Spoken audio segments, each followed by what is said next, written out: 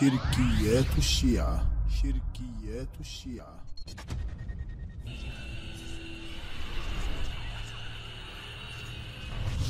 المعصوم هو المحل، أي هو المعرفة.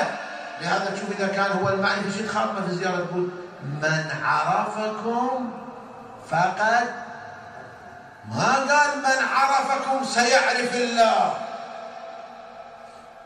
ما قال من عرفكم بعد مدة سيتعرف على غيركم، لا، قال من عرفكم فقد عرف الله ومن جهلكم فقد جهل الله. اللي يعرفكم خلاص، ليش؟ لأنكم أنتم المعرفة.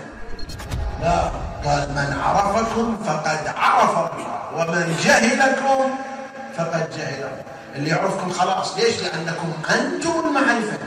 أولئك الذين كفروا بآيات ربهم ولقائه